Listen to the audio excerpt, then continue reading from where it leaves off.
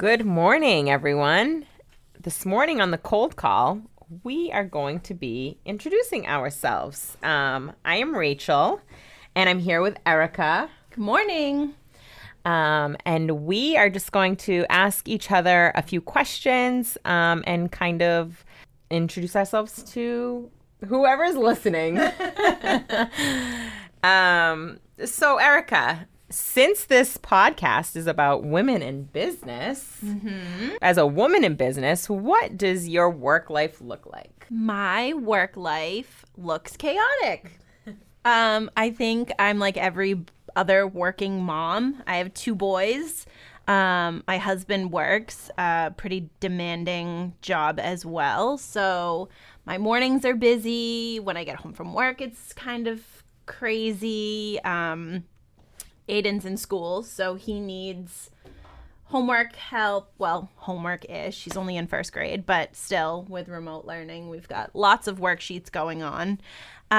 So he needs that, and then the baby needs attention, and then, laundry and cooking and, all that fun stuff. So I would say that my work life looks a little crazy. Rushing out the doors in the mornings, dropping Aiden off to school because we opted for parent pickup and drop off, so there's no bus anymore. So it's like, do we have a mask? Do you have your workbook? So I think it's just a little bit crazy, but such is life these days, I guess. Yep, absolutely. Yeah. So I guess that's pretty much what a normal day in your life looks like. Yeah, so our moms help us out with the kids. So we're super fortunate to have both of them like very close in proximity.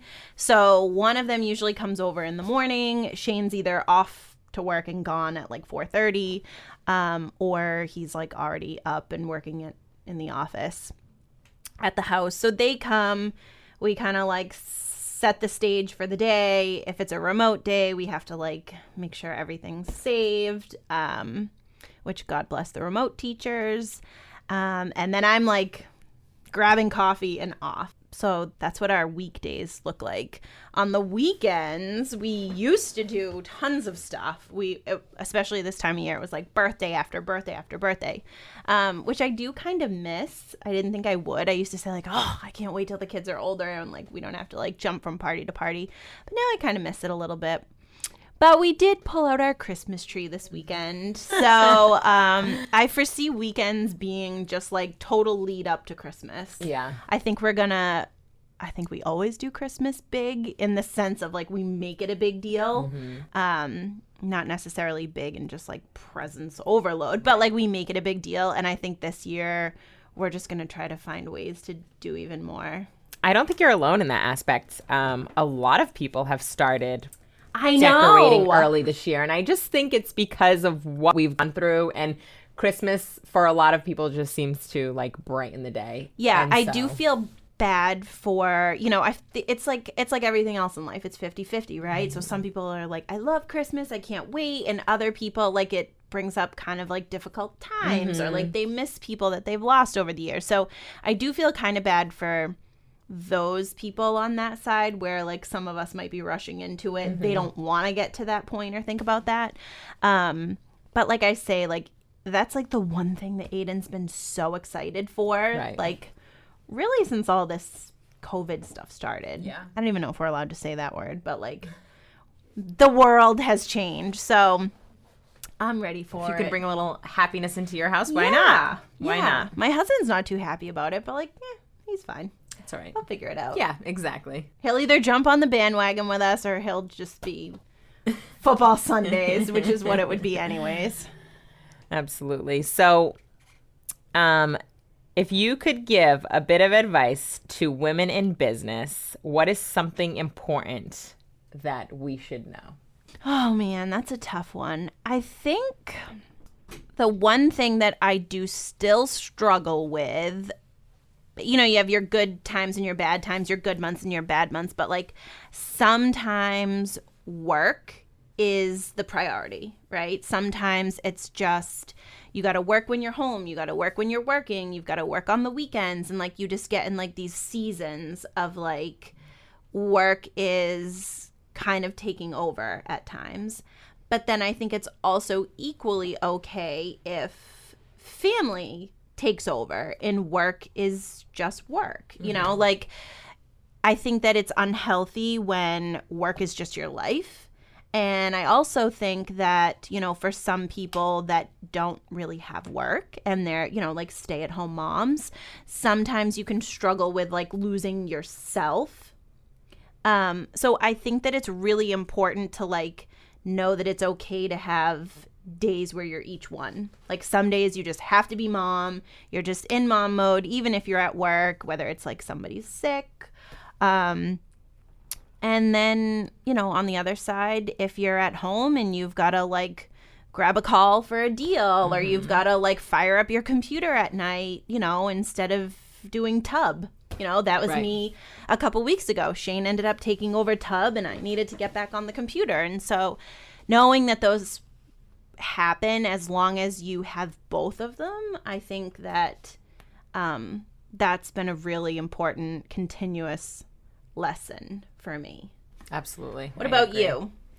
I completely agree with that 100%. I think that that is probably the hardest thing for me, because when I do leave work and I get home, of course, it's like, you know, you get home at 5:30, and then, yes, it's the nighttime routine. So it's dinner, it's bath, it's this, it's that. And you really only have a couple hours because, you know, then they go to bed. And so you want to spend all of that time with them. So, like in my situation, I always try to come home and be present during dinner and do, you know, as much as I can and then hop on, you know, but if you have to, right when you get home, like the other night, I had that Zoom meeting right at 5:30. So I got home at 5:15 and it was hop on the meeting for an hour, you know, and I missed dinner and I missed, you know, so you make that sacrifice. You just have to have a good balance. And I'm learning that, you know, I have not perfected it at all. No. So it's just day by day, just kind of seeing what is thrown at you and how you have to handle it. And it's very helpful having, you know, supportive and husbands that are there. And, you know, Shane's job and Scott's job, the hours are always different. Right. Some nights they're working. So those nights when they're working and you have to hop back on and work, you know, you really have to figure it out. Yeah.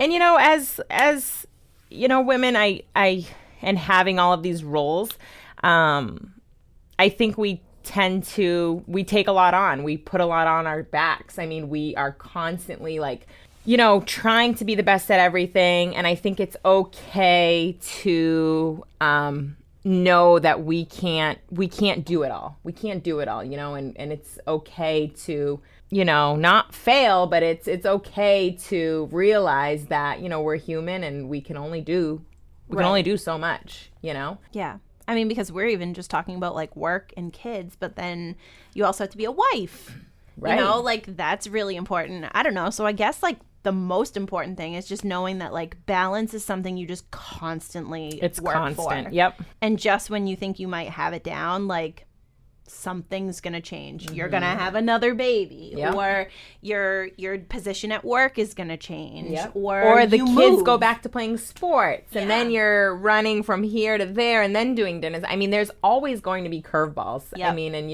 that's part of life, you know. My mom used to say, "You make plans, and then life happens." Right, 100%. And I always thought it was so corny, but now I'm like, oh, she's right.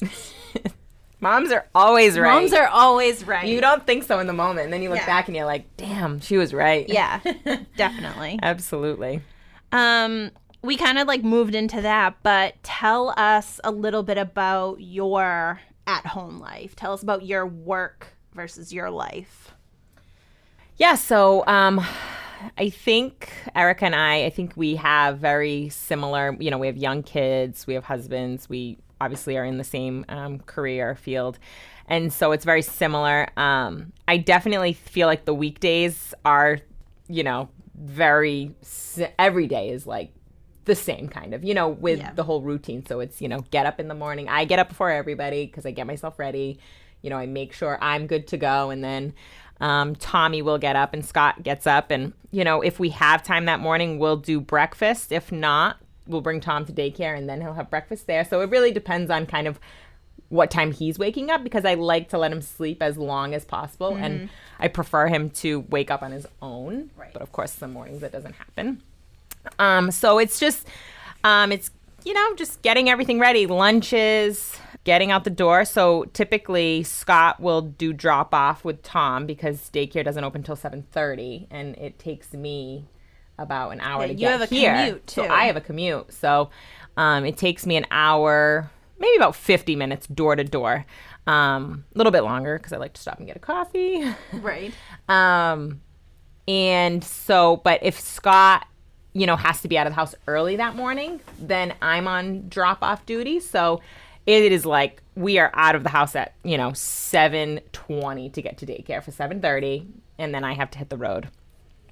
So those mornings are super crazy for me because, you know, I'm in charge of everything. So when Scott is home and he does that, it definitely takes the stress off my shoulders because I feel like I don't have to like rush to get everything done and be places at a certain time because I have to be here for 8:30, you know. So and then we work all day, and then the nighttime routine, get home, and Scott also picks up Tommy, but if he's working, we have help with my mom and Scott's stepmom. Also our sister is a very big help. So it is nice having that family support. I mean, you takes a village, and that is such a true statement. And I think, like, I had the mentality before I had a child. I was like, we'll be fine. We can do it all. And I'm like, no, I need you. I need you, Mom. Like, I need your help. Because, you know, it's a lot. So they're always there to help us as well. And then, it's just get home, and it's that nighttime routine and get everything done and ready to do it all again.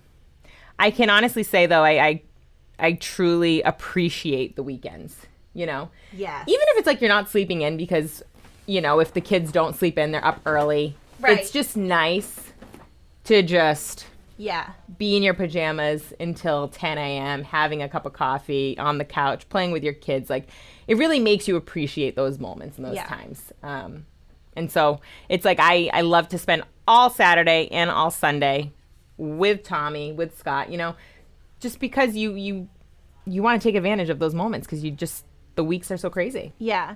And there's definitely times where, you know, like you go through some of that guilt of like, they're only little for so long and, you know, you don't want to miss anything.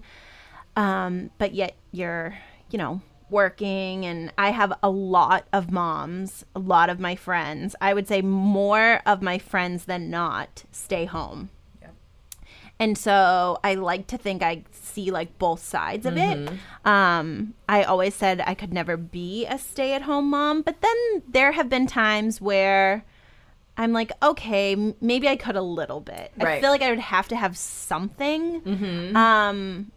But a couple of my girlfriends, they just like kill it. And I'm like, I don't think I could do that. I don't think I could homeschool and come up with a curriculum and like all of that stuff. So I truly admire stay-at-home moms. I feel like they don't get enough credit because I think that's being a mom is the hardest, and it's not, I don't want to say it's a job because it's the hardest thing you'll ever do, but it's the most rewarding thing you'll ever 100%. do. So like I just give all of the credit to stay-at-home moms because I just feel like all day, every day with your kids, like you're a superwoman. 100%. 100%. Totally agree. Well, on that note, we went off a little bit, but you can expect that from us in our conversations. At times, But now it's time that we actually get to our cold calls. Yep, absolutely. So thanks for listening, everyone. And we'll see you next week.